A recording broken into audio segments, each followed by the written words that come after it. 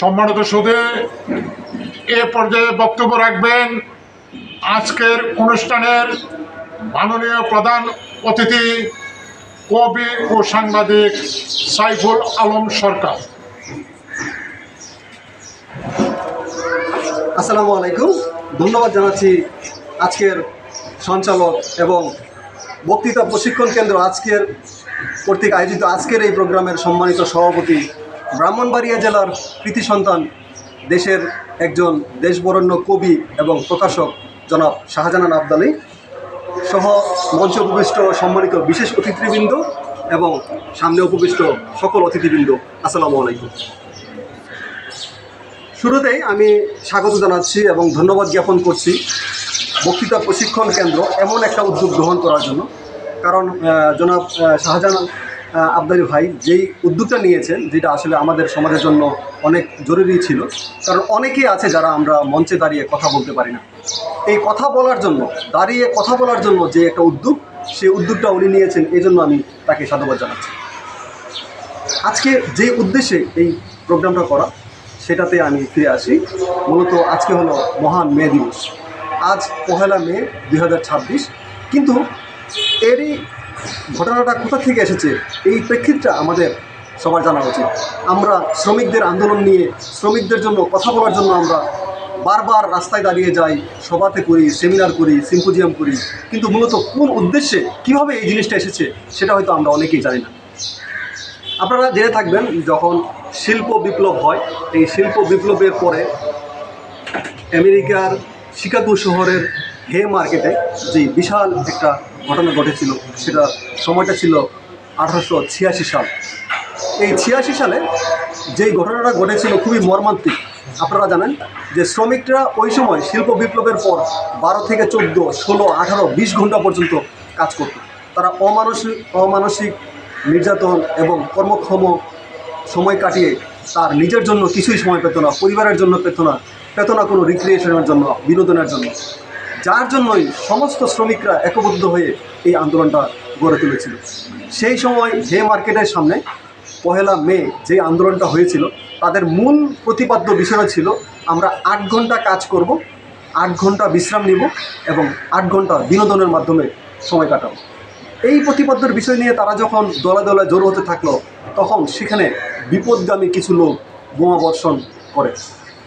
তারই প্রেক্ষিতে পরবর্তীতে পুলিশ নির্বিচারে গুলি বর্ষণ করে এবং এই গুলি বর্ষণের কারণে অনেক শ্রমিক হতাহত হয়, নিহত হয়। এটা একটা মর্মান্তিক একটা বিষয়। পরবর্তীতে নানান ধরনের আলোচনা হয়, সমাবেশ হয়, কিন্তু এটার ঘটনাটা সুরাহা হয়নি।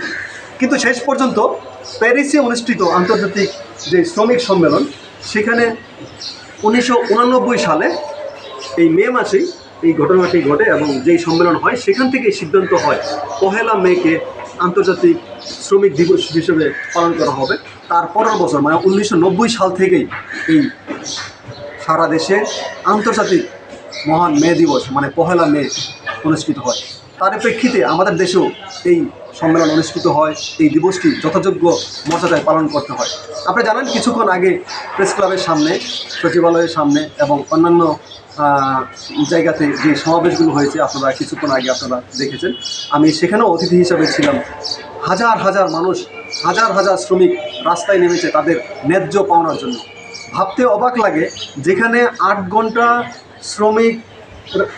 শ্রম দেওয়ার জন্য আন্দোলন করেছিল, আমাদের দেশে এখনও 12 ঘন্টা, 15 ঘন্টা, 16 ঘন্টা শ্রম দেওয়া হয়। কিন্তু 3 মাস, 6 মাস, 12 মাস, 1 বছর হয়ে যায়, তাদের শ্রমের যে মূল্যটা মানে মজুরিটা, বেতন পায় না। এই বেতন কাঠামো নিয়েও তারা আন্দোলন করে এবং মানে বকেয়া বেতনের আদায়ের জন্য তারা বারবার মানববন্ধন করে, সরকারের কাছে আহ্বান জানান। আমি প্রায় সময় দেখি, যখন আমি অফিস থেকে যাই, তখন শ্রম ভবনের সামনে এমন কোনো দিন নাই, এমন কোনো সময় নাই যেখানে গাড়ির গ্যাদারিং থাকে না এবং শ্রমিকরা এই শ্রম ভবনের সামনে আন্দোলন করে।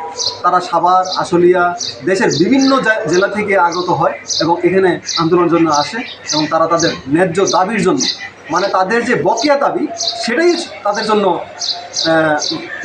সরকারের কাছে আবেদন জানাতে সেখানে জড়ো হয় এবং এই শ্রমিক ইউনিয়নগুলো তাদেরকে সহযোগিতা করে।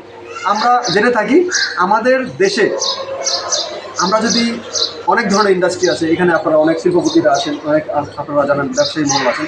আপনারা যার যার কর্মক্ষেত্র যদি এই রুলসটা করতে পারেন যে আমরা 8 ঘন্টা শ্রমিকদেরকে নিব এবং তাদের ন্যায্য মূল্য পরিশোধ করব, এটা যদি আমরা করতে পারি তাহলে আমাদের দেশটা এগিয়ে যাবে বলে আমি মনে করি। না হলে প্রতি বছরের পর বছর এরকম বকেয়া আদায়ের দাবিতে এই মানববন্ধন হবে, মানুষ মারা যাবে এবং অনেক পরিবার না খেয়ে থাকবে বলে আমি মনে করি।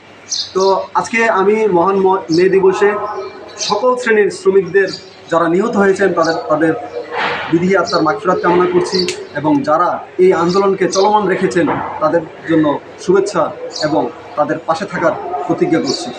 আর সবার শেষে একটি কথাই বলতে চান, আমাদের যেই ব্রাহ্মণবাড়িয়ার কৃতি সন্তান বিশিষ্ট কবি এবং প্রকাশক জনাব শাহজাহান আবদালী ভাই, তার এই উদ্যোগ মানে বক্তৃতা প্রশিক্ষণ কেন্দ্র যেন চিরজীবী হোক এবং এটা ভালো অবস্থান আসুক, বাংলাদেশে একটি নামি দামি প্রতিষ্ঠান হিসেবে আত্মপ্রকাশ করুক এবং আপনারা যারা এখান থেকে বক্তৃতা প্রশিক্ষণ নেন, দাঁড়িয়ে প্রশিক্ষণ দেন এবং হাতে কলমে শিখে যান। আমি জানি যে বিভিন্ন জেলা থেকে আপনারা এসেছেন, এই যে হাতে কলমে প্রশিক্ষণটা আপনারা নিতে পারতেছেন, এই প্রশিক্ষণটা চলমান থাকবে এবং আপনাদের ভবিষ্যতে এই কার্যক্রমগুলো আরও বেগবানভাবে আপনাদের লাইফে একটা প্রতিশ্রুতিবদ্ধ একটা বিষয় প্রতিফলন ঘটবে সেই প্রত্যাশা করে আমি আমার কাছ থেকে বিদায় নিচ্ছি।